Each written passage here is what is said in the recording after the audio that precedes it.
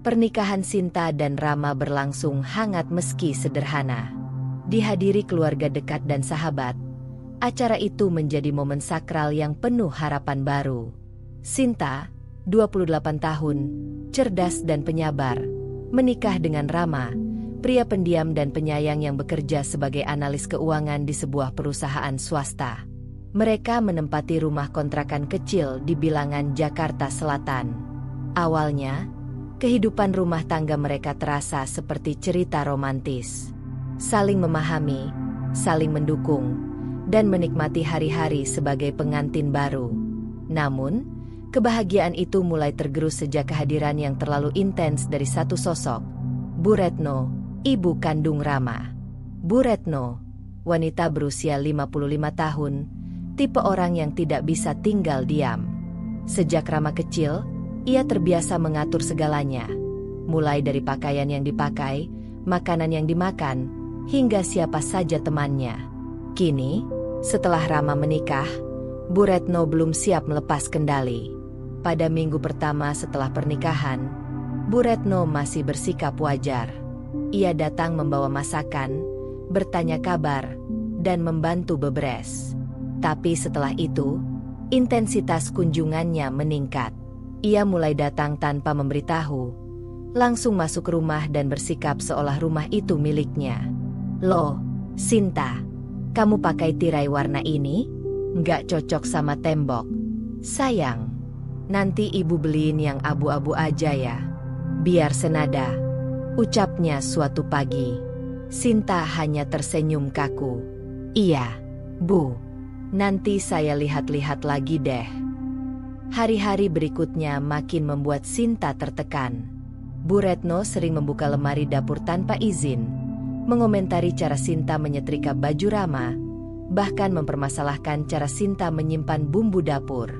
Puncaknya adalah saat Bu Retno menyinggung soal anak.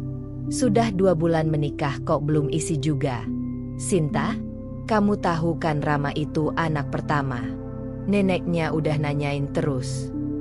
Sinta merasa dadanya sesak. Ia tak bisa menjawab. Di sebelahnya, Rama hanya diam dan menunduk. Malamnya, Sinta duduk di balkon kecil rumah mereka. Angin malam menyapu wajahnya yang muram. Rama menghampiri dengan 2 cangkir teh. "Maaf soal tadi," ucapnya pelan. "Kamu gak pernah membelaku, Ram," bisik Sinta. "Aku capek. Aku cuma nggak mau ribut sama ibu. Kamu tahu dia seperti apa." Sinta memandangi teh yang mengepul.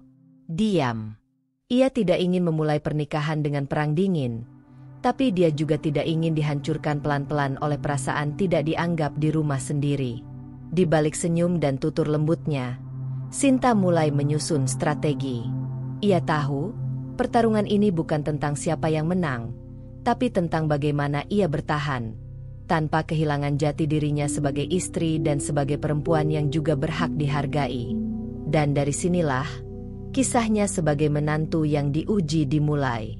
3 bulan pertama pernikahan yang seharusnya menjadi masa adaptasi manis bagi Sinta dan Rama, justru menjadi ladang ujian kesabaran bagi Sinta. Kehadiran Bu Retno yang makin intens bukan sekadar kunjungan sesekali, melainkan seperti rutinitas wajib yang penuh intervensi. Pagi itu, Sinta baru saja selesai membersihkan dapur dan hendak bersiap berangkat kerja. Ia mengenakan blus krem dan rok panjang, terlihat rapi dan anggun. Tiba-tiba, suara pagar dibuka terdengar dari luar. Klek. Tanpa mengetuk pintu, Bu Retno langsung masuk. "Sinta, kamu di dapur, ya?" teriaknya sambil menaruh tas belanja ke meja makan. Sinta yang tengah merapikan kerudung langsung keluar. "Iya, Bu. Baru selesai masak." Bu Retno langsung menuju dapur dan membuka tutup panci tanpa basa-basi. "Loh, kamu masak sambal terasi pagi-pagi? Ini rumah baunya kuat banget." "Sinta, Rama itu anaknya sensitif penciuman. Tahu nggak? Padahal, kemarin malam Rama sendiri yang minta dibuatkan sambal itu." Sinta menarik napas pendek. "Tadi Rama yang minta, Bu." Katanya kangen sambal buatan saya. Bu Retno memutar bola matanya. Kangen?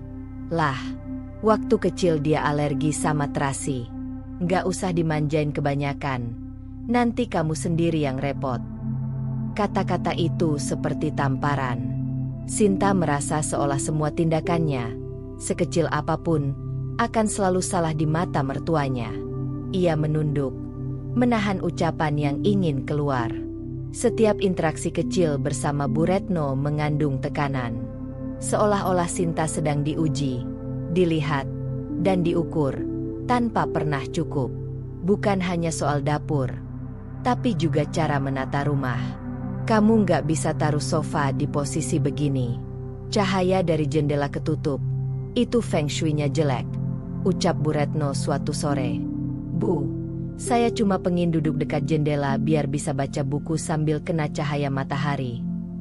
Baca buku itu penting, tapi kesehatan dan energi rumah lebih penting. Dengar kata orang tua. Ya. Di hadapan orang lain, Bu Retno adalah sosok ramah dan perhatian. Tapi di rumah Sinta, ia seperti kepala sekolah dengan mata tajam dan mulut yang selalu siap memberi koreksi. Yang membuat Sinta makin tersudut adalah sikap Rama yang seperti tak melihat atau tak ingin ikut campur. Setiap kali Sinta ingin membahas masalah ini, Rama memilih untuk mengalihkan topik atau pergi lebih cepat ke kantor. Mungkin kamu terlalu sensitif, sayang, katanya suatu malam. Sinta diam. Di dalam hatinya, perlahan muncul retakan kecil, bukan pada cinta kepada Rama, tapi pada harapan bahwa pernikahan ini akan berjalan seiring dan saling membela. Pada suatu akhir pekan, Alia, sahabat dekat Sinta, berkunjung. Aku lihat kamu capek banget. Kamu jarang upload story sekarang. Dulu kamu suka banget bagiin masakan atau kutipan buku, kata Alia sambil menyesap kopi. Sinta hanya tersenyum tipis. Lagi nggak ada energi, Li. Rumah selalu ramai. Kayak nggak ada ruang untuk jadi diri sendiri. Alia menatap tajam. Mertua kamu lagi. Sinta hanya mengangguk. Air matanya hampir tumpah, tapi ditahannya. Ia bukan tipe yang mudah mengeluh. Tapi beban yang disimpan terlalu lama akan berubah jadi luka yang mengendap. Li, aku nggak tahu harus apa. Aku nggak mau bentak mertua. Tapi aku juga lelah terus disalahkan. Alia menggenggam tangan Sinta. Kamu bukan orang yang salah. Kamu cuma butuh batas. Semua orang butuh ruangnya sendiri.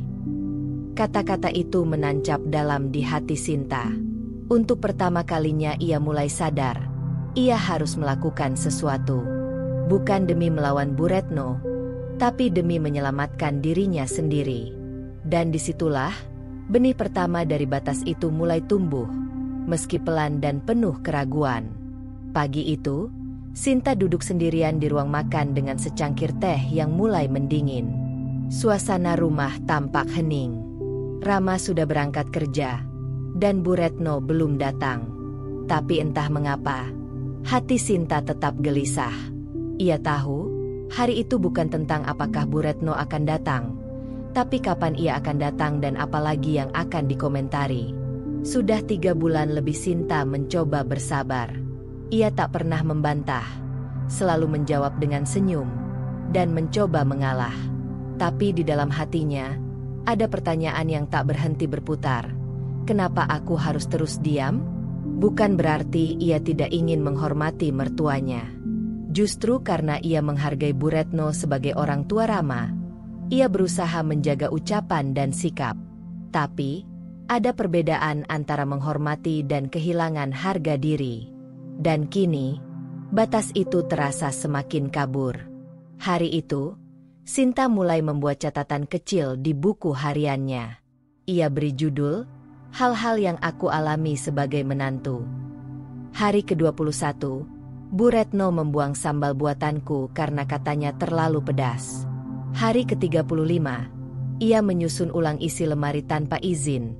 Semua pakaian dalamku dipindah ke rak bawah. Hari ke-40, ia menyuruhku berhenti bekerja agar bisa lebih fokus jadi istri. Hari ke-51, mengubah posisi kursi ruang tamu tanpa bertanya. Catatan itu bukan untuk mencari simpati, tapi sebagai pengingat bahwa ia tidak berlebihan dalam merasakan semua ini. Ia butuh bukti nyata bahwa yang dirasakannya valid, dan bahwa dirinya juga berhak merasa lelah. Hari berikutnya, Sinta memberanikan diri bicara pada Rama dengan cara yang lebih tegas namun tetap lembut. "Ram, aku nggak marah sama ibu. Aku ngerti dia ingin yang terbaik.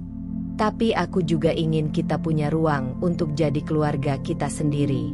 Rumah ini, kadang rasanya bukan rumahku." Rama menatapnya dengan bingung, lalu menghela napas. "Aku juga kadang bingung harus gimana. Ibu memang sulit diatur. Tapi dia orang tua kita, Sin." Sinta mengangguk pelan. "Aku nggak minta kamu bentak ibu. Aku cuma minta kamu berdiri di sampingku.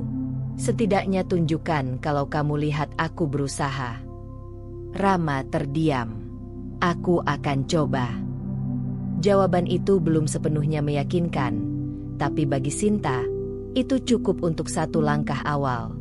Hari itu juga, saat Bu Retno datang tanpa kabar, Sinta memberanikan diri mengatur napas dan berbicara dengan sedikit ketegasan. "Bu, boleh saya tahu kalau ibu mau datang? Biar saya bisa siapin rumah dan waktunya. Soalnya kadang saya lagi ada kerjaan kantor atau lagi nggak di rumah." Bu Retno mengerutkan kening. "Masa ke rumah anak sendiri harus izin dulu?" "Bukan izin, Bu. Cuma memberitahu. Biar kami bisa nyambut ibu dengan baik. Saya pengen rumah ini nyaman buat semuanya, termasuk ibu." Bu Retno mendengus pelan, tapi tidak membalas. Wajahnya menyiratkan ketidaksenangan. Namun, untuk pertama kalinya, ia tidak melanjutkan komentarnya seperti biasanya. Mungkin terkejut, mungkin marah. Tapi yang jelas, ada jarak yang mulai terbentuk. Malamnya, Sinta kembali menulis di buku kecilnya. Hari ke-62, aku bicara. Aku tidak marah. Tapi aku mulai melindungi diriku sendiri. Hari demi hari, Sinta mulai menanamkan dalam pikirannya bahwa sabar bukan berarti diam selamanya. Sabar bukan pasrah. Sabar adalah memilih waktu dan cara yang tepat untuk berdiri tanpa menyakiti. Alia kembali berkunjung akhir pekan itu dan Sinta menceritakan langkah kecil yang diambilnya. Alia tersenyum lebar. "Bagus. Kamu bukan perempuan lemah, Sin. Kamu perempuan baik yang tahu caranya bertahan." Sinta tersenyum. Ia belum menang, belum selesai.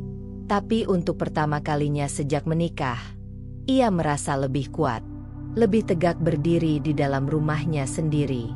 Dan itu adalah awal dari perubahan. Pagi itu, aroma masakan Sinta memenuhi rumah kecil mereka.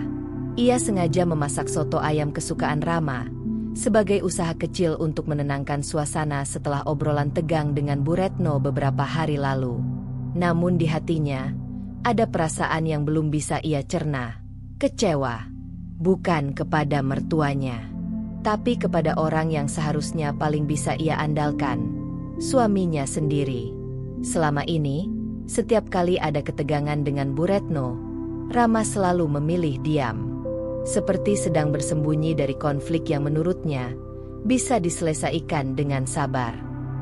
Tapi justru karena diam itulah, Sinta merasa seperti berdiri sendirian menghadapi badai. Siang harinya, saat mereka makan bersama, Sinta memberanikan diri membuka pembicaraan yang sudah lama mengendap. "Ram, kamu sadar nggak? Selama ini kamu hampir nggak pernah bilang apa-apa ke ibu soal sikapnya ke aku." Rama menatapnya sebentar, lalu kembali menunduk menatap mangkuknya. "Aku tahu ibu kadang berlebihan, tapi aku juga bingung harus bagaimana. Ibu itu gampang tersinggung." Sinta meletakkan sendok perlahan. "Tapi aku istrimu. Harusnya kamu bisa bilang kalau aku nggak salah. Kalau aku butuh ruang." Rama mendesah. Aku takut kalau aku bicara, malah jadi besar masalahnya. Ibu bisa ngambek, kamu bisa tambah kesel. Aku di tengah-tengah. Sinta tersenyum pahit. Iya, kamu di tengah-tengah. Tapi kamu berdirinya di sisi siapa? Ram. Pertanyaan itu menggantung di udara. Rama terdiam. Ia terlihat gelisah, tapi tak berkata apapun. Lagi-lagi, diam menjadi responsnya. Dan diam itulah yang perlahan mengikis harapan Sinta. Malamnya, Sinta duduk sendiri di ruang tamu. Ia menatap foto pernikahan mereka di dinding. Wajah bahagia, senyum penuh cinta. Tapi kini, cinta saja rasanya tidak cukup untuk menghadapi realita. Sinta membuka pesan lama di ponselnya. Percakapan dengan ibunya sendiri, yang selalu memberinya semangat. Jangan pernah merasa kecil hanya karena kamu mencoba menjaga perasaan orang lain. Nak. Tapi jangan juga biarkan orang lain menginjak kamu hanya karena kamu diam. Air matanya jatuh pelan. Bukan karena ia lemah, tapi karena ia lelah. Lelah menahan semua sendiri. Keesokan harinya, ketika Rama hendak berangkat kerja, Sinta memberanikan diri bicara lagi. Ram, aku nggak minta kamu lawan ibu. Aku cuma minta kamu jangan diam terus. Aku butuh kamu ngomong. Meskipun cuma satu kalimat. Aku ngerti kamu, Sin. Itu aja. Rama menatapnya. Kali ini lebih lama. Maaf, Sin. Aku baru sadar. Diamku malah bikin kamu tambah sendiri. Sinta mengangguk. Aku nggak butuh kamu jadi hero. Aku cuma butuh kamu berdiri bareng aku. Sebagai suami. Bukan cuma penonton. Itu bukan percakapan penuh air mata, tapi percakapan paling jujur yang mereka lakukan sejak menikah. Dan disitulah, sedikit demi sedikit, Rama mulai membuka matanya, bahwa rumah tangga bukan hanya tentang memuaskan orang tua, tapi juga menjaga orang yang dipilihnya untuk jadi teman hidup. Hari itu rumah terasa lebih panas dari biasanya. Bukan karena cuaca, melainkan suasana yang menegang sejak pagi. Bu Retno datang sejak jam 7 tanpa kabar. Langsung masuk ke dapur, dan menemukan Sinta sedang menyiapkan bekal untuk Rama. Kamu masak telur dadar lagi? Rama itu anak cowok. Butuh makanan bergizi. Jangan asal kenyang aja, Sinta. Ucap Bu Retno sambil membuka kulkas dan mengaduk isi rak sesukanya. Sinta menahan napas. Mencoba tetap tersenyum. Ini cuma buat sarapan cepat. Bu, nanti malam saya masak ayam kecap, kesukaan Rama. Makanya kamu itu jangan kerja terus. Rumah tangga bukan cuma tentang ngasih uang atau belanja online.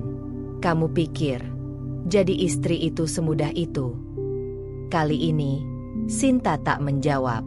Ia hanya menyelesaikan masakannya dan diam. Tapi di dalam dadanya, emosi mulai menumpuk. Bukan hanya karena kata-kata Bu Retno, tapi karena hari-hari seperti ini sudah terlalu sering terjadi. Dan yang membuatnya semakin pedih, Rama mendengar semua itu sambil duduk di ruang tamu, tanpa berkata sepatah kata pun.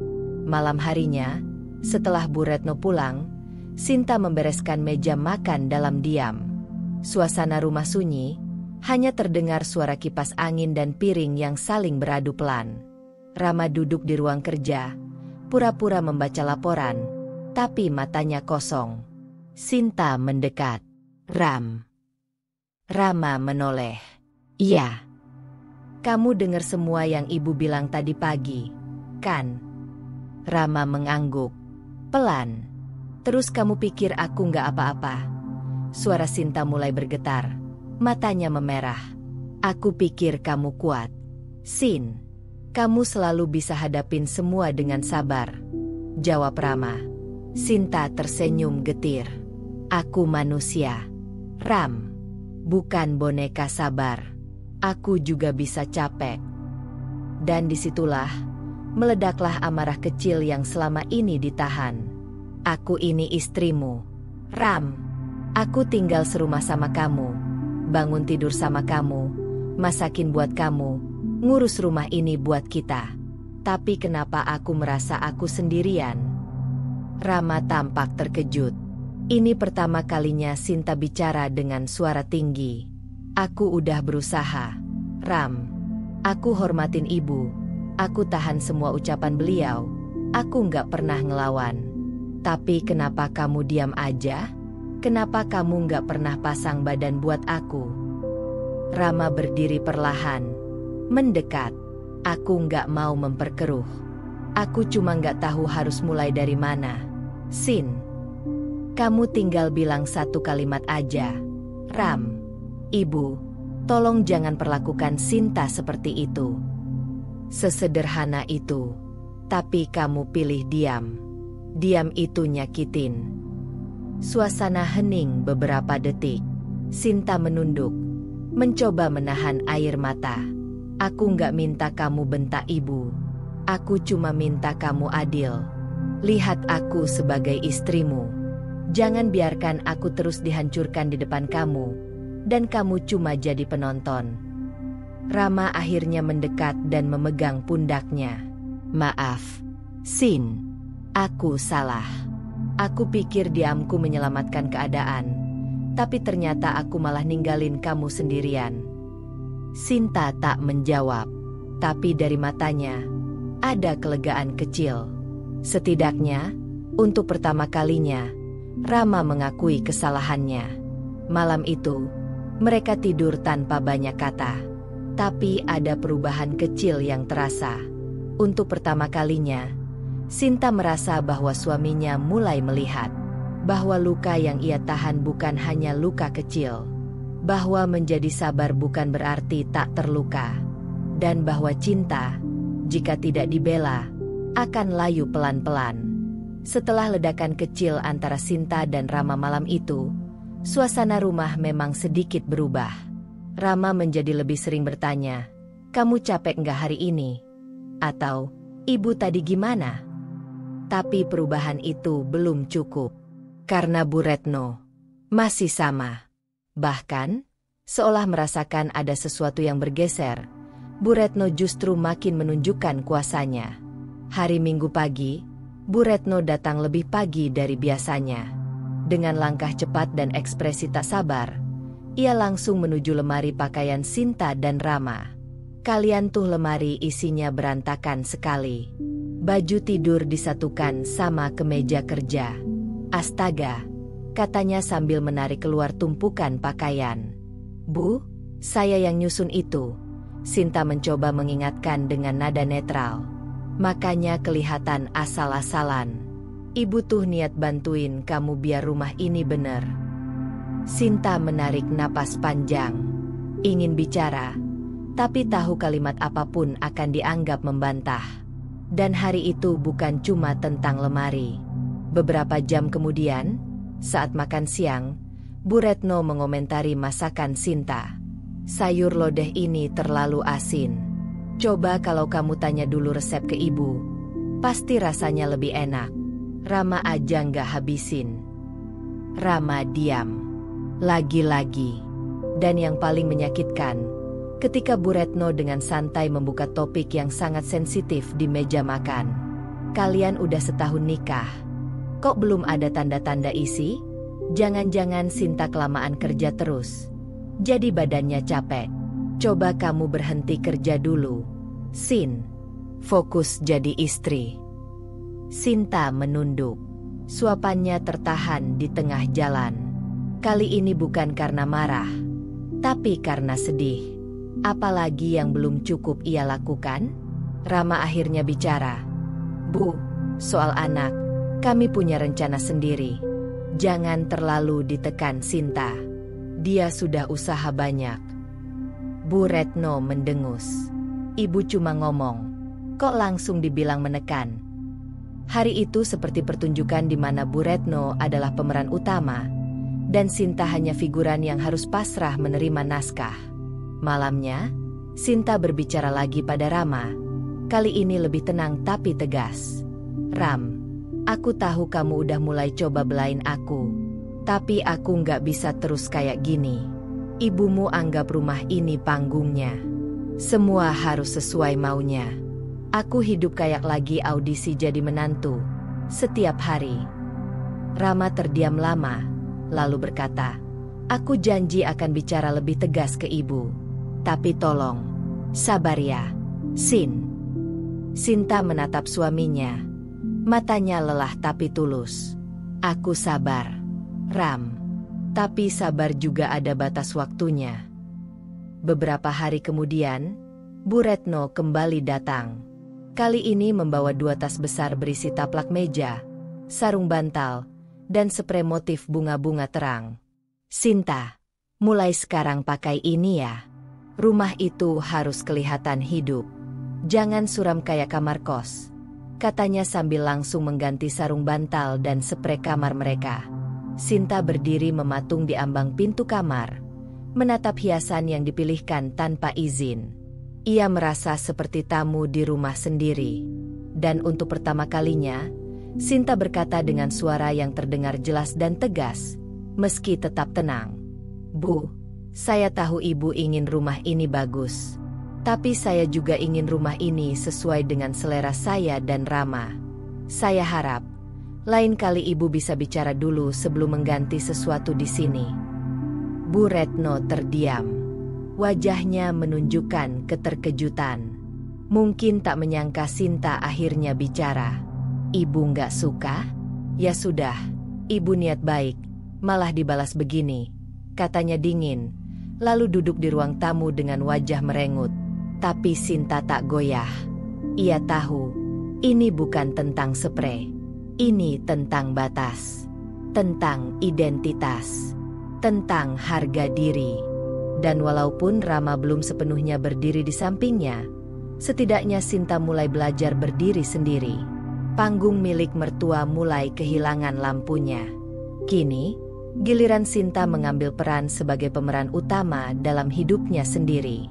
Setelah insiden, sprei bunga, dan teguran lembut dari Sinta, suasana rumah menjadi agak canggung.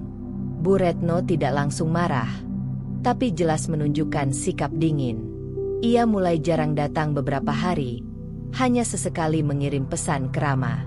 Sinta tahu ini bukan akhir dari konflik, ini hanya jeda. Tapi di dalam jeda itu, ia punya waktu untuk berpikir. Dan kali ini, ia memutuskan untuk menggunakan pendekatan yang berbeda.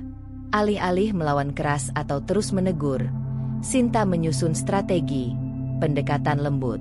Ia tidak ingin hubungan dengan Bu Retno rusak total, karena bagaimanapun itu tetap ibu dari suaminya. Namun, ia juga ingin dihargai dan dipandang sebagai bagian dari keluarga, bukan hanya pelengkap. Suatu sore, Sinta mengirim pesan ke Bu Retno.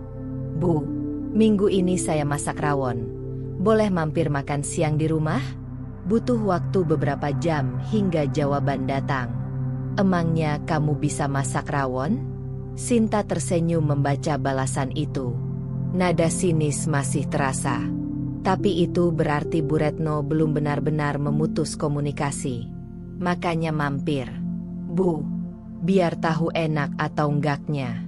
Dan benar saja, hari Minggu itu Bu Retno datang. Sinta menyambutnya dengan ramah. Aroma kuah rawon khas Jawa Timur menguar dari dapur. Sinta sudah belajar resep itu dari beberapa video dan menyesuaikannya dengan selera orang tua. Bu Retno duduk dan mencicipi dengan ekspresi datar. Dagingnya lumayan empuk, tapi klueknya agak kebanyakan. Tapi, yah, lebih baik dari biasanya, katanya setelah 2 suapan. Sinta hanya tersenyum. "Makasih masukannya, Bu. Nanti saya coba lebih hati-hati." Itu bukan pujian, tapi juga bukan kritikan pedas. Itu progres. Beberapa minggu berikutnya, Sinta melanjutkan pendekatannya. Ia mulai memperhatikan hal-hal kecil yang disukai Bu Retno, membawakan camilan kesukaan seperti getuk dan pastel, mengirimi foto tanaman hias yang ditata di teras rumah, bahkan sesekali bertanya soal resep lama yang jadi andalan keluarga Rama. Semua itu bukan akting. Sinta tulus ingin mengenal dan mengambil hati ibu mertuanya, tapi dengan caranya sendiri, bukan dengan tunduk. Di saat yang sama, ia juga membicarakan batas dengan Rama.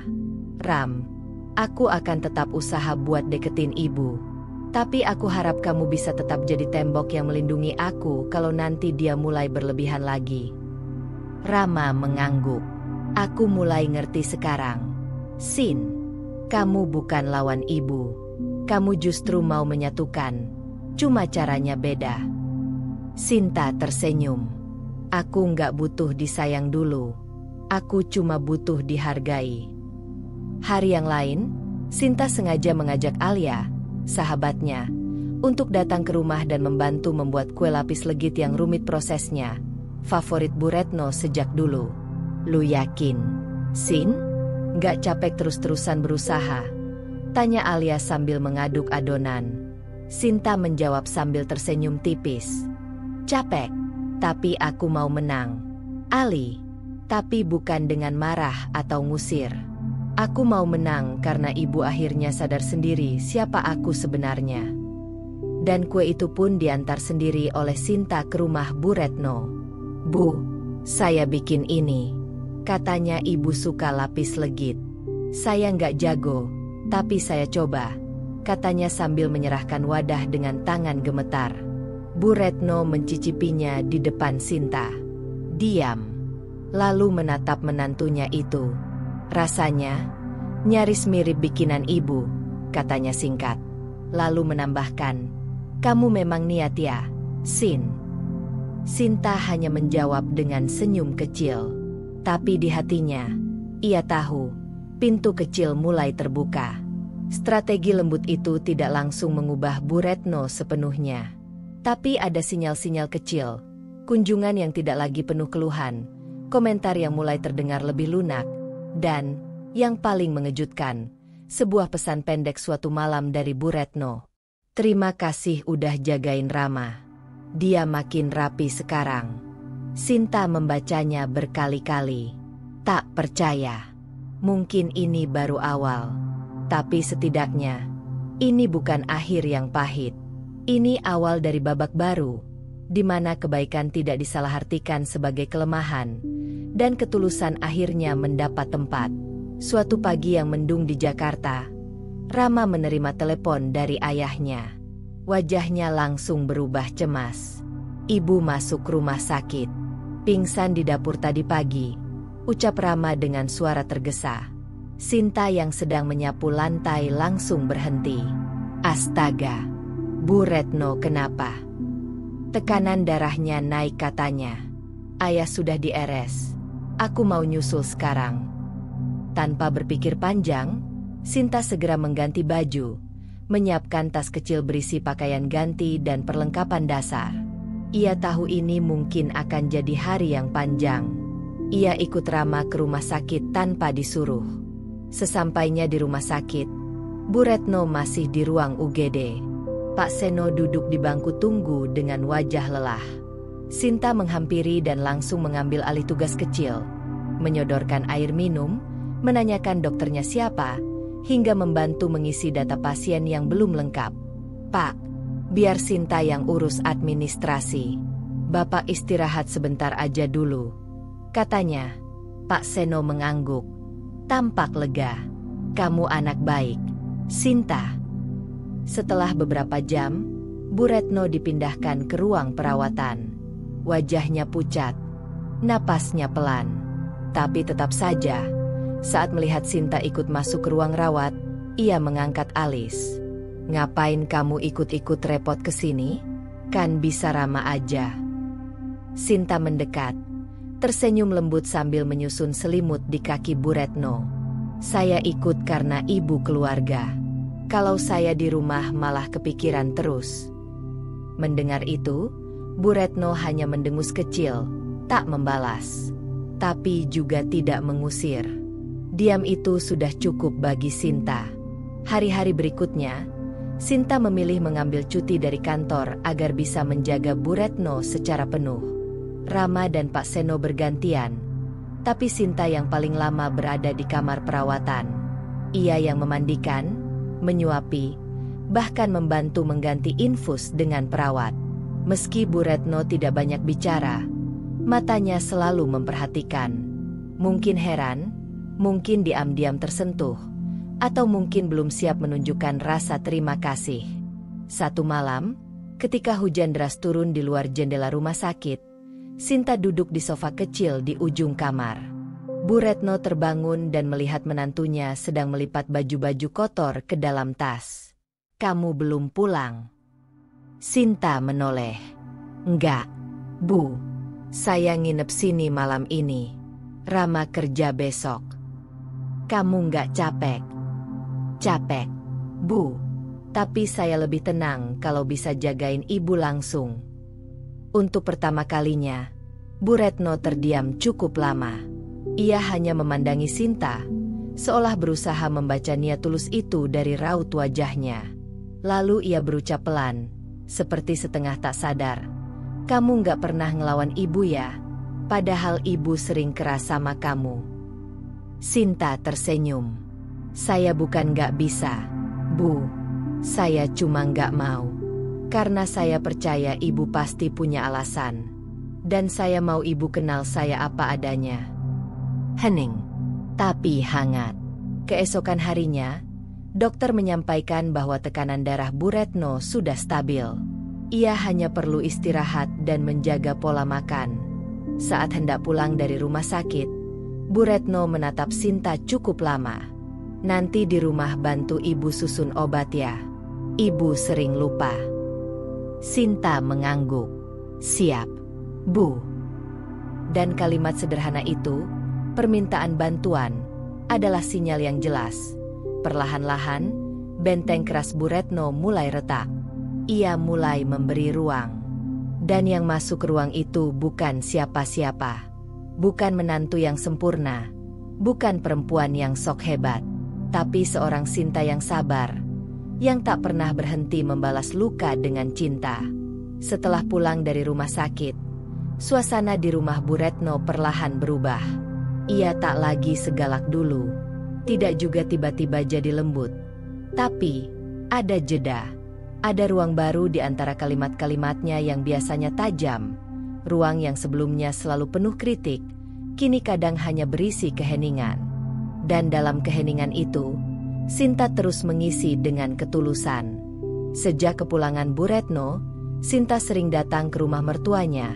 Tidak karena disuruh, melainkan karena inisiatif sendiri.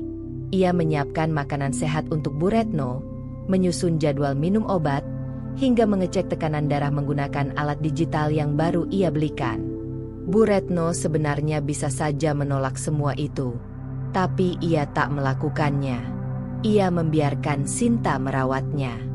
Bahkan, mulai mengurangi komentar sarkastis seperti dulu. Pak Seno sempat berkomentar sambil tersenyum pada Rama. "Ibumu itu kalau diam lama, tandanya dia lagi berpikir." Dan sekarang, dia lagi mikir banyak soal Sinta. Suatu hari, saat Sinta menyapu halaman rumah Bu Retno, Ibu Lilis, tetangga yang terkenal sebagai ratu gosip, melintas dan menyapa dengan suara cukup keras agar terdengar ke dalam rumah. "Wah, menantu teladania, Mbak Sinta. Pantesan sering disayang mertua. Saya lihat tiap hari ke sini. Hebat. Padahal kalau menantu lain, MAH, pasti udah angkat tangan dari dulu." Sinta hanya tertawa kecil. "Enggak juga, Bu. Saya cuma bantu aja. Mumpung ibu belum sehat betul." Bu Retno yang sedang duduk di dalam rumah bisa mendengar semuanya. Tapi ia tidak menegur. Tidak juga menyela seperti biasanya. Ia hanya memperhatikan. Dan ketika Sinta kembali masuk membawa sapu, Bu Retno berkata pelan, "Jangan terlalu nurutin Bu Lilis. Dia mulutnya tajam." Sinta tersenyum kecil. "Saya nggak terlalu dengerin, Bu. Tapi seneng kalau orang lain lihat saya perhatian sama ibu." Untuk pertama kalinya, Bu Retno membalas dengan anggukan kecil. Ia tidak menyangkal. Malam itu, saat makan malam, terjadi sesuatu yang tidak pernah terjadi sebelumnya.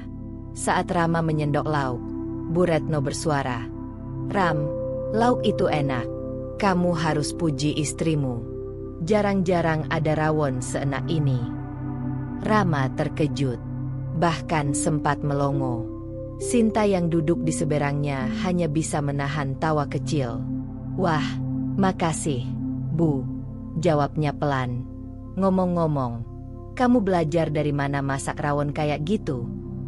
Lihat YouTube sama tanya-tanya ibu waktu itu, jawab Sinta. Bu Retno mengangguk kecil. Ya, ternyata kamu bisa juga ya, Sinta. Kalimat itu terdengar ringan, tapi bagi Sinta, itu seperti medali emas. Karena selama ini yang ia dengar hanyalah kalimat-kalimat seperti, kamu tuh nggak bisa masak, bumbunya salah lagi, atau, coba kalau ibu yang masak. Sekarang, untuk pertama kalinya, Bu Retno mengakui, ternyata Sinta bisa. Beberapa hari kemudian, Pak Seno mengajak Sinta bicara saat Rama sedang di luar. Sinta, katanya, ibu itu orangnya keras luar biasa, tapi sebenarnya lembut di dalam. Dia nggak gampang percaya orang. Dan kamu tahu, selama ini dia memperhatikan kamu lebih dari yang kamu kira. Sinta menatap Pak Seno dengan rasa penasaran. Kalau dia marah, itu karena dia takut kehilangan kendali. Tapi sekarang, dia mulai tahu kamu bukan ancaman. Kamu justru pelindung buat keluarganya. Sinta diam, menahan emosi. Terima kasih ya, Nak, kata Pak Seno akhirnya. Sudah bertahan sejauh ini. Sinta hanya mengangguk. Ia tak butuh banyak pujian. Tapi mendengar kata, terima kasih, dari seseorang yang selama ini menjadi penengah, itu seperti pengakuan bahwa semua usahanya tidak sia-sia. Sore itu, Bu Retno tiba-tiba menghampiri Sinta di dapur. Kamu punya bibit sirih gading nggak? Ibu mau coba tanam di teras. Sinta tersenyum. Ada, Bu. Nanti saya bawa besok. Bawain 2 ya. Ibu pengen belajar nanam kayak kamu. Itu bukan tentang sirih gading. Itu tentang sinyal. Sinyal bahwa hubungan ini kini tumbuh. Seperti tanaman itu, pelan, tapi mengakar. Dan di dalam hati Sinta, satu hal kini makin jelas. Ternyata, dirinya mampu. Ia tidak kalah. Ia tidak lemah. Ia hanya memilih jalan yang panjang. Tapi sekarang, jalan itu mulai sampai ke tujuannya. Pagi yang cerah di kompleks perumahan itu seharusnya menjadi awal yang menyenangkan. Sinta baru saja tiba di rumah mertua, membawa bibit sirih gading seperti janjinya. Bu Retno menunggu di teras, mengenakan daster batik dan senyum yang, meski tipis, mulai terbiasa ditujukan pada menantunya itu. Namun, kedamaian itu seketika terusik ketika suara nyaring Ibu Lilis terdengar dari pagar sebelah. Wah, Mbak Sinta datang lagi? Giat amat ya. Tiap hari ke rumah mertua. Nggak takut dicap cari muka? Sinta menoleh dan tersenyum sopan. Enggak, Bu. Saya datang karena memang ingin. Loh, saya cuma bercanda, Mbak. Tapi orang-orang MAH udah ngomongin loh. Katanya, Mbak Sinta itu terlalu manis di depan mertua. Nggak capek jaga image terus. Bu Retno yang awalnya duduk diam, tiba-tiba bangkit. Bu Lilis, ujarnya tegas. Ibu Lilis sempat terkejut. Bu Retno, saya tahu. Tapi tolong, jangan bawa-bawa Sinta. Dia kesini bukan karena pencitraan. Dia kesini karena saya butuh dan dia peduli. Suasana langsung senyap.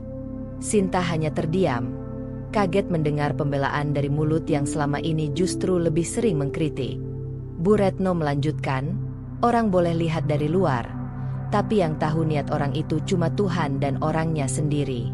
Dan saya tahu, Sinta itu nggak pura-pura. Ibu Lilis mengangguk kecil, canggung, lalu melengos dan masuk ke rumahnya. Sinta berdiri membeku beberapa detik. Tak percaya apa yang barusan terjadi. Ibu, ucapnya pelan. Sudah, Sinta. Jangan terlalu dipikirin. Bu Lilis memang suka begitu. Tapi kamu jangan berubah. Kamu tetap aja jadi kamu yang biasa itu. Sinta tersenyum haru. Terima kasih, Bu. Siang itu, mereka menanam sirih gading di pot tanah liat. Bu Retno duduk di bangku. Sinta menggali lubang kecil dengan tangan. Nanti taruh di sisi kiri aja ya, biar dapat matahari pagi, kata Sinta. Iya, ibu pengen belajar rawat tanaman juga, biar bisa sibuk sendiri. Mau yang gantung juga, Bu? Boleh, tapi jangan mahal-mahal ya, ujar Bu Retno sambil tertawa kecil. Untuk pertama kalinya, mereka bicara bukan tentang kewajiban atau konflik. Mereka bicara tentang daun, pot, dan sinar matahari. Hal kecil, tapi bermakna besar. Malam harinya, Sinta bercerita pada Rama. Tadi Ibu Retno bela aku di depan Bu Lilis. Rama menoleh dari layar laptopnya. Serius? Sinta mengangguk. Aku sampai bingung harus gimana. Rasanya, ibu yang dulu sama yang sekarang, udah beda. Rama menarik napas panjang. Aku tahu ibu keras. Tapi sejak kamu rawat dia pas sakit, dia kayak mulai buka hati. Mungkin selama ini dia cuma takut kehilangan kendali. Sinta memandang suaminya. Aku nggak nyesel, Ram. Sekeras apapun ibu dulu, aku tetap lihat dia sebagai orang tua. Rama menggenggam tangan Sinta. Dan kamu tetap jadi menantu terbaik yang ibu bisa miliki. Keesokan harinya, gosip Bu Lilis sudah menyebar ke telinga beberapa tetangga lain. Tapi anehnya, alih-alih menjatuhkan, banyak yang justru mulai memuji. Sinta itu rajin ya, kata Bu Nur, tetangga sebelah. Jarang-jarang ada menantu bisa dekat sama mertua kayak gitu. Bu Retno juga sekarang lebih kalem. Padahal dulu keras banget, ujar Bu Rika. Gosip itu, yang awalnya bernada sinis, berubah jadi kekaguman. Dan perlahan, nama Sinta mulai dikenal bukan karena isu, tapi karena sikap. Di sore yang sejuk, Bu Retno duduk di teras sambil menyeruput teh. Ia memandangi pot sirih gading yang baru ditanam kemarin. Kamu tahu nggak, Sinta, katanya, ibu dulu pengen punya anak perempuan, tapi yang lahir Rama. Ya ibu syukuri, tapi rasa itu masih ada. Sinta duduk di sampingnya, menunggu kelanjutan kalimat itu. Mungkin itu kenapa ibu jadi posesif banget sama Rama. Ibu takut kehilangan dia. Tapi sekarang, ibu rasa kamu itu kayak anak perempuan yang ibu nggak pernah punya. Sinta tertegun. Aku juga anggap ibu seperti ibu kandung sendiri, balasnya pelan. Dan di antara daun sirih yang mulai tumbuh, ada hubungan baru yang perlahan bertunas. Bukan lagi mertua dan menantu yang saling mencurigai, tapi dua perempuan dari dua generasi yang mulai saling menerima. Pak Seno selalu dikenal sebagai sosok yang kalem dan bijaksana.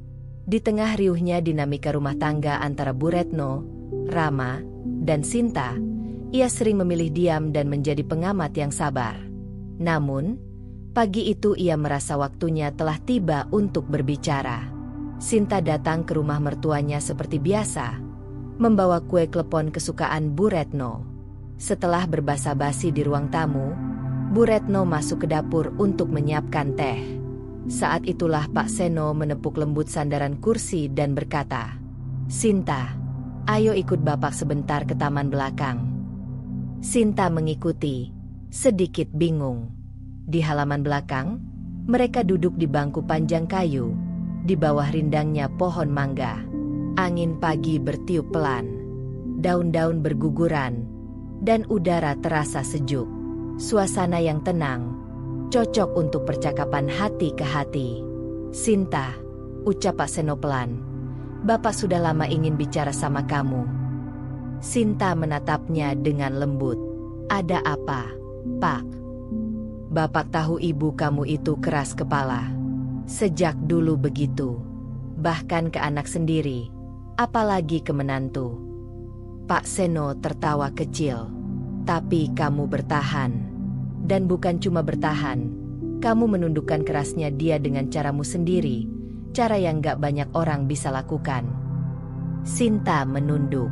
Saya cuma berusaha menghormati. Pak, walaupun jujur, awalnya, saya sempat putus asa. Pak Seno mengangguk. Dan itu wajar. Tapi kamu tetap memilih untuk nggak melawan dengan emosi. Itu yang bikin Bapak hormat sama kamu. Ada jeda sebentar. Pak Seno menghela napas panjang sebelum melanjutkan. Kamu tahu nggak, waktu kamu rawat ibu pas sakit, dia cerita sama Bapak. Ternyata Sinta bisa juga yang ngurus orang sakit. Tulus dia. Nggak dibuat-buat. Sinta tersenyum kecil. Hatinya hangat. Dan kemarin, waktu Bu Lilis nyeletuk soal kamu, ibu kamu itu langsung pasang badan. Biasanya, Bapak yang harus jadi perisai. Tapi kali ini, ibu sendiri yang maju duluan. Itu artinya, kamu sudah masuk ke hatinya. Dia mungkin belum bilang terus terang, tapi percayalah, dia sedang belajar menerima kamu sepenuh hati. Sinta mengangguk pelan. Saya nggak butuh pengakuan besar. Pak, cukup tahu ibu mulai berubah aja. Itu udah cukup buat saya. Pak Seno tersenyum lebar. Dan kamu sudah membuktikan satu hal penting. Kamu bukan cuma menantu yang baik, tapi juga anak perempuan yang ibu nggak pernah punya, tapi akhirnya temukan di kamu. Air mata menggenang di mata Sinta. Bukan karena sedih, tapi karena rasa lega. Semua perjuangan, semua air mata yang ia telan diam-diam, perlahan terasa berbuah. Di malam hari, Sinta menceritakan percakapannya dengan Pak Seno kepada Rama. Pak Seno benar-benar kayak ayah buatku. Dia tahu semua yang aku rasain. Rama memeluk bahu istrinya. Aku bersyukur banget kamu tetap bertahan di tengah semua tekanan itu. Aku tahu aku juga salah karena dulu diam aja. Ram, sela Sinta lembut. Kamu nggak salah. Kamu hanya terjebak antara dua cinta, ibumu dan istrimu. Rama menatap Sinta dalam-dalam. Kamu tahu nggak? Kamu udah ubah hidupku. Dan sekarang kamu juga mulai mengubah ibu. Beberapa hari kemudian, Bu Retno duduk bersama Pak Seno di teras. Kamu senyum-senyum sendiri, Bu, goda Pak Seno. Iya, aku cuma mikir, ternyata aku yang dulu sering ngatur-ngatur, sekarang malah belajar dari menantu sendiri. Pak Seno tertawa kecil. Akhirnya sadar juga. Ya. Bu Retno mendesah. Aku pikir dulu, semua harus jalan sesuai maunya aku. Tapi ternyata, Sinta malah ngajarin aku tentang sabar dan kasih sayang. Padahal aku yang lebih tua. Dan itu nggak apa-apa. Justru kamu jadi contoh buat Rama dan Sinta, bahwa manusia bisa berubah kapan saja. Bu Retno mengangguk.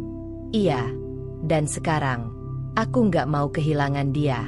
Aku mulai lihat dia bukan cuma sebagai istri Rama, tapi sebagai anakku juga.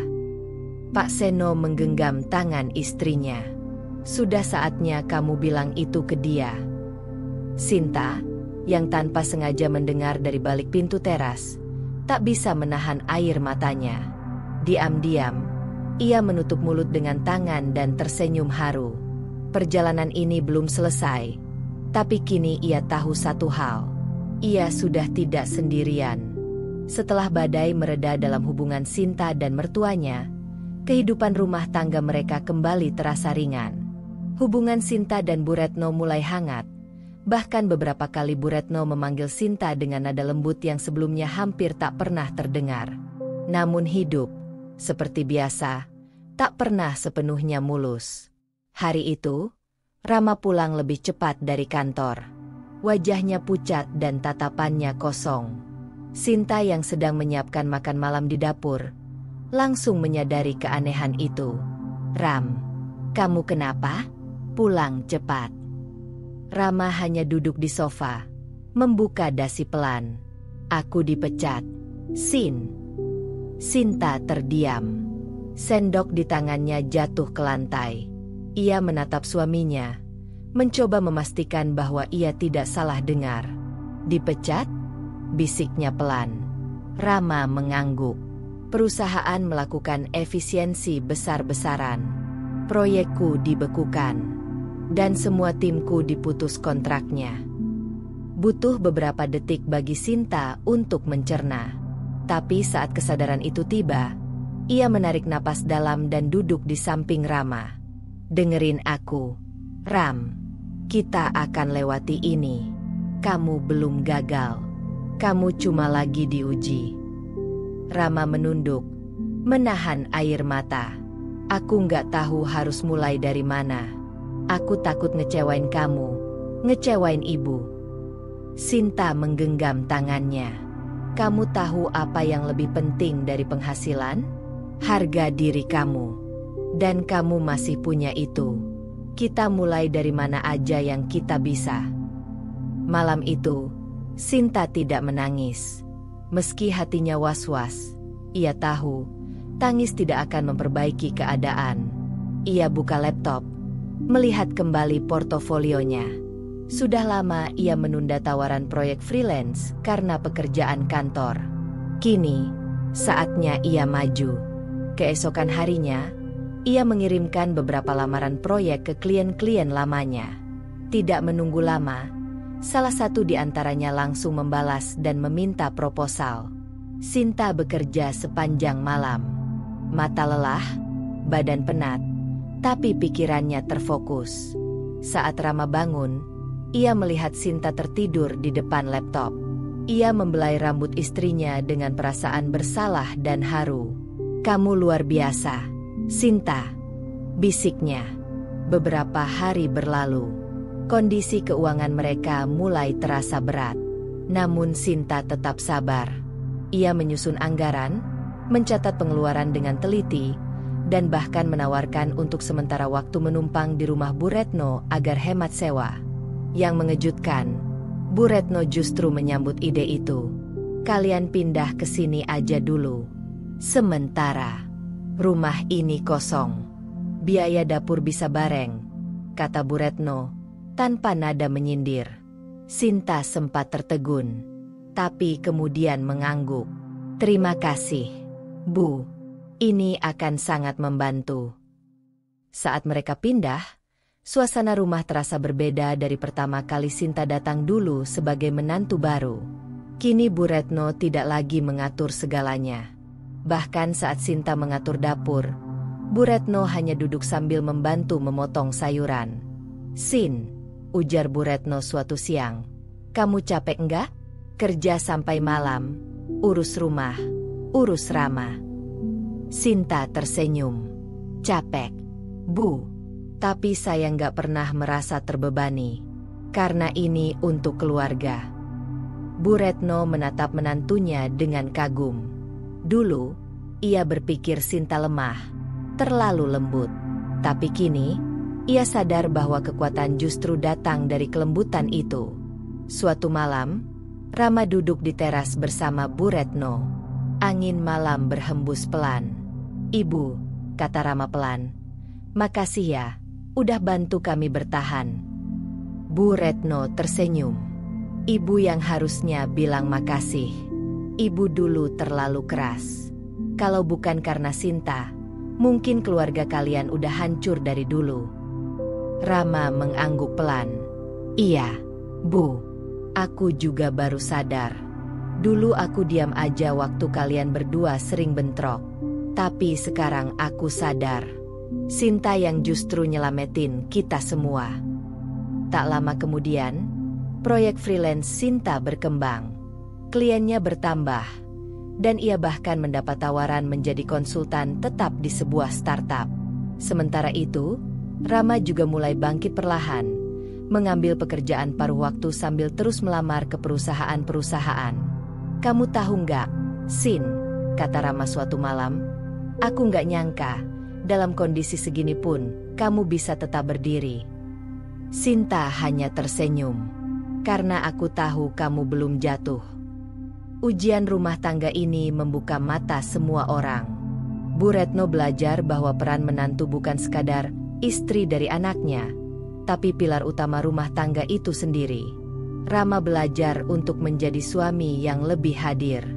Dan Sinta, ia menunjukkan bahwa kekuatan sejati datang dari kesabaran, bukan amarah. Ujian itu belum selesai. Tapi kini mereka bukan lagi keluarga yang terpecah. Mereka adalah tim. Dan itu cukup untuk menghadapi apapun. Hari Minggu pagi, matahari bersinar cerah, dan aroma wangi dari dapur Bu Retno menyebar ke seluruh rumah.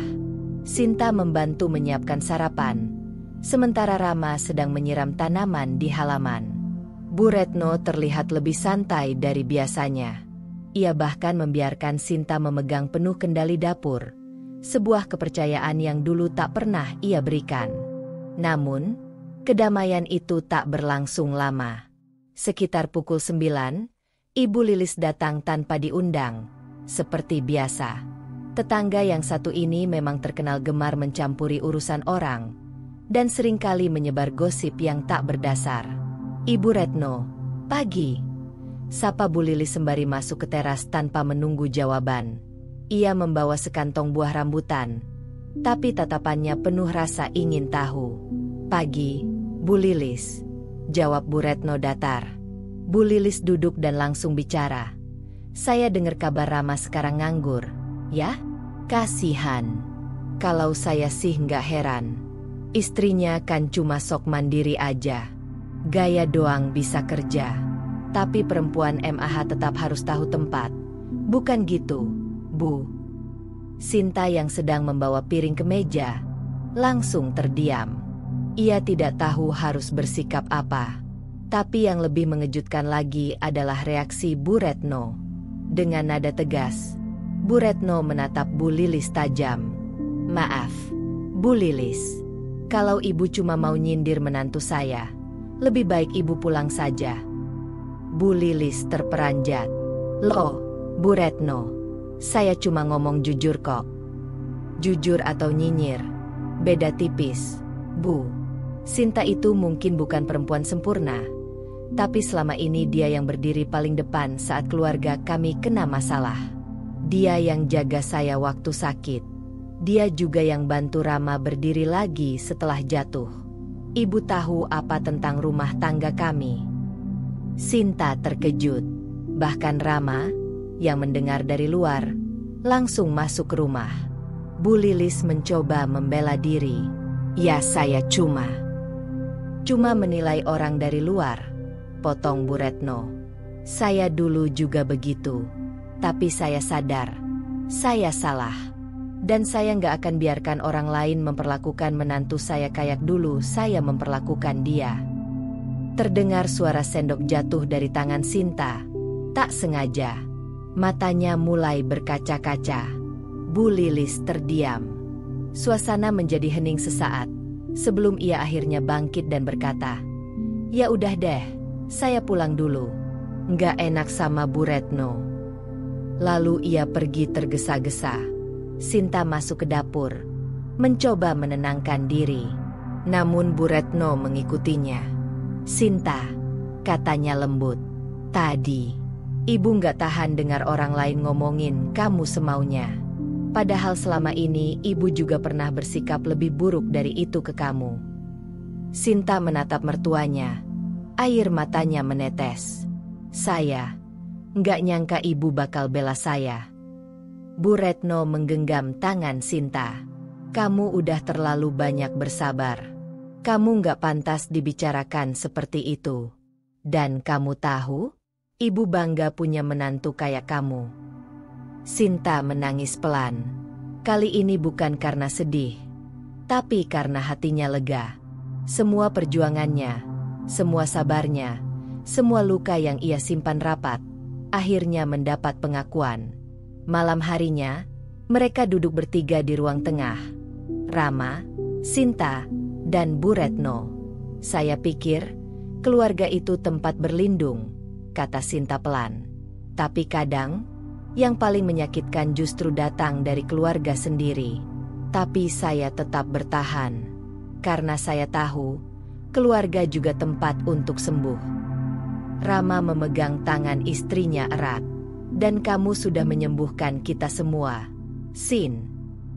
Bu Retno menatap Sinta dalam-dalam. Mulai hari ini, kamu bukan cuma istri Rama, tapi juga anak ibu. Sinta tak bisa berkata-kata. Ia hanya mengangguk pelan, sambil tersenyum dengan mata basah. Hubungan yang dulu tegang, kini menghangat. Mertua yang dulu cerewet, kini jadi pelindung. Dan Sinta, si menantu yang dulu diremehkan, akhirnya mendapatkan tempat yang layak di hati orang-orang yang paling sulit ia taklukkan. Pagi itu, suasana rumah terasa lebih tenang dari biasanya. Sinta bangun lebih awal, menyiapkan sarapan dengan hati yang ringan. Bukan karena masalah sudah selesai, tapi karena hatinya tidak lagi memikul beban tak terlihat. Bu Retno duduk di ruang makan, mengamati Sinta dari kejauhan. Tak seperti biasanya, ia tidak banyak bicara. Namun dari raut wajahnya, ada banyak hal yang ingin ia ungkapkan. Sinta, panggilnya akhirnya saat sarapan siap. Ya, Bu. Mau duduk sebentar sama ibu? Ngopi, yuk. Sinta mengangguk. Mereka duduk berdua di teras belakang. Hening beberapa menit, hanya suara angin dan burung pagi yang terdengar. Sinta, Bu Retno membuka pembicaraan, suaranya pelan. Kamu tahu nggak, dari awal ibu nggak pernah benar-benar percaya kamu cocok jadi istri Rama. Sinta diam, tidak terkejut, karena ia memang sudah merasakannya sejak awal. Ibu pikir kamu terlalu lembut, terlalu mandiri. Ibu takut kamu nggak akan nurut, nggak akan bisa jadi istri seperti yang ibu harapkan. Sinta mengangguk pelan, menahan gejolak dalam hati. Tapi ternyata ibu salah, lanjut Bu Retno. Kamu bukan lemah, kamu kuat. Jauh lebih kuat dari yang ibu bayangkan. Bahkan, kamu jauh lebih kuat dari Rama. Sinta tersenyum kecil. Saya nggak ingin mengalahkan siapa-siapa, Bu. Saya cuma ingin keluarga ini baik-baik saja. Bu Retno menunduk. Matanya mulai berkaca-kaca. Dan kamu sudah melakukan lebih dari cukup. Tapi selama ini, ibu egois. Ibu terlalu mengatur, terlalu mencampuri. Seolah-olah ibu tahu segalanya. Padahal, ibu cuma takut kehilangan kendali. Sinta menatap mertuanya. Dan untuk pertama kalinya, ia merasa benar-benar melihat sosok perempuan tua itu secara utuh. Bukan sebagai mertua yang cerewet, tapi sebagai ibu yang juga punya ketakutan dan luka. Saya paham, Bu, kata Sinta pelan. Saya juga sering takut. Takut kehilangan Rama. Takut dianggap nggak cukup baik. Tapi saya tahu, rasa takut nggak boleh jadi alasan untuk menyakiti. Air mata Bu Retno mulai menetes. Ia menyentuh tangan Sinta. Maafin ibu. Ya, maafin semua sikap ibu selama ini. Kalau bisa diulang, ibu pengen jadi mertua yang dari awal bisa peluk kamu, bukan malah ngatur kamu. Sinta menggenggam tangan itu, lalu memeluk Bu Retno perlahan. Saya sudah maafin dari dulu, Bu. Saya cuma nunggu ibu bisa lihat sendiri siapa saya sebenarnya. Bu Retno terisak dalam pelukannya. Tangis seorang ibu yang akhirnya mengakui bahwa menantunya adalah anak perempuannya juga. Di sore hari, Rama pulang membawa kabar baik. Ia diterima bekerja di sebuah perusahaan teknologi kecil yang sedang berkembang. Gajinya memang belum sebesar dulu, tapi cukup untuk memulai kembali. Ini semua berkat kamu, Sin, kata Rama sambil memeluk Sinta. Kalau kamu nggak tahan, mungkin aku udah nyerah dari kemarin. Sinta tersenyum. Kita saling kuatkan, Ram. Bukan soal siapa yang lebih hebat, tapi siapa yang nggak ninggalin saat yang lain jatuh. Beberapa hari kemudian, Bu Retno mengundang keluarga besarnya ke rumah. Momen itu menjadi ajang pertemuan setelah lama tak berkumpul. Di ruang tamu, dengan suara lantang namun tenang, Bu Retno memperkenalkan Sinta dengan cara yang belum pernah ia lakukan sebelumnya. "Ini Sinta, menantu saya. Dulu saya pikir dia cuma perempuan biasa. Tapi sekarang, saya bisa bilang dengan yakin dia adalah dambaan setiap mertua." Semua orang menoleh pada Sinta. Beberapa memuji, beberapa kaget. Sinta tersipu. Tapi di balik senyumannya, ada kemenangan yang tidak perlu dirayakan dengan teriakan, cukup dengan hati yang penuh syukur. Karena pengakuan yang tertunda, akhirnya datang juga. Hari itu, rumah keluarga Rama dan Sinta tampak lebih ramai dari biasanya. Sebuah acara kecil digelar oleh Bu Retno. Bukan ulang tahun, bukan perayaan kehamilan, bukan juga acara syukuran biasa. "Ini cuma kumpul keluarga aja," katanya pada Sinta.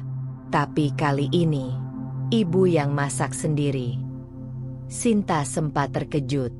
Biasanya Bu Retno selalu ingin mengatur dan menyuruh orang lain mengerjakan banyak hal. Tapi kali ini, beliau sendiri yang memasak, menata meja, bahkan menghias ruang tamu sederhana mereka dengan bunga segar. Keluarga besar mulai berdatangan satu persatu.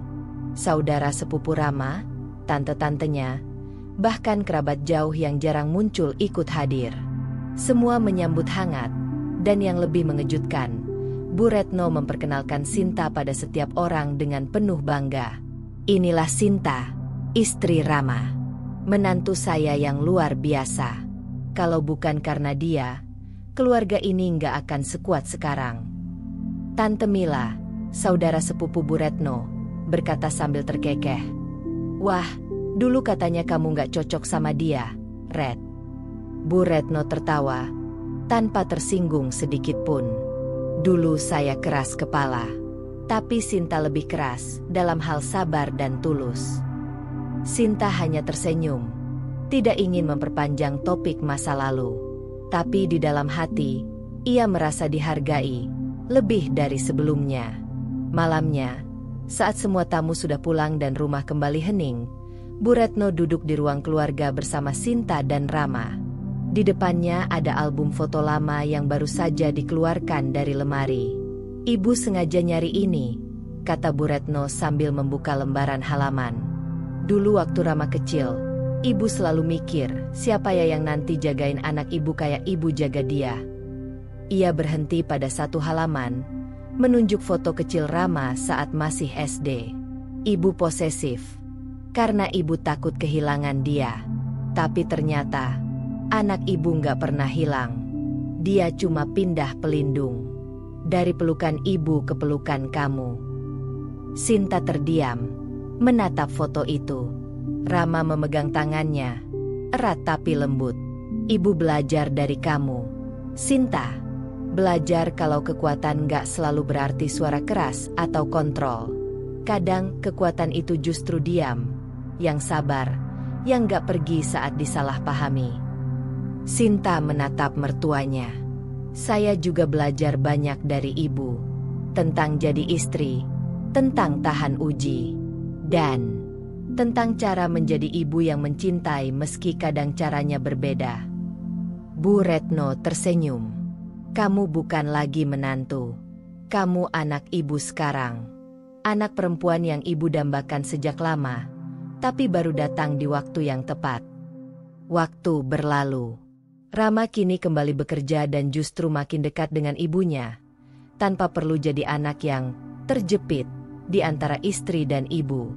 Hubungan Sinta dan Bu Retno semakin erat, bukan karena mereka selalu sepakat, tapi karena mereka mulai saling mengerti. Ibu Lilis, yang dulu sering menggosip, sekarang justru sering memuji. Sinta itu benar-benar perempuan hebat. Nggak heran Bu Retno akhirnya lunak. Dan saat tetangga lain bertanya, "Bu Retno, gimana sih cara dapat menantu kayak Sinta?" Bu Retno hanya menjawab, "Nggak usah cari, cukup bersyukur kalau dikasih. Jangan diatur, jangan direndahkan. Karena menantu yang baik, Kalau diperlakukan dengan baik, dia akan jadi bagian terbaik dari keluarga. Di kamar, sebelum tidur, Sinta memeluk Rama. Aku nggak butuh pengakuan orang, Ram. Tapi saat ibumu mengakuinya, rasanya seperti luka lama disembuhkan sepenuhnya. Rama mengecup kening Sinta. Karena kamu memang menantu idaman. Tapi lebih dari itu, kamu perempuan luar biasa yang jadi rumah untuk semua yang kamu cintai. Lampu kamar padam. Jakarta malam itu tenang. Dan di rumah kecil itu, cinta dan pengertian akhirnya tumbuh setelah badai mereda. Dan begitulah akhir dari cerita kita hari ini. Setiap perjalanan, seberapapun kecilnya, selalu menyimpan pelajaran dan makna. Semoga kisah ini bisa menginspirasi, menghibur, atau bahkan membuka sudut pandang baru untukmu. Kalau kamu suka dengan cerita seperti ini, jangan lupa untuk like, komen, dan tentunya subscribe agar kamu nggak ketinggalan cerita-cerita seru berikutnya. Aktifkan juga lonceng notifikasinya supaya kamu jadi yang pertama tahu saat cerita baru tayang. Sampai jumpa di kisah selanjutnya.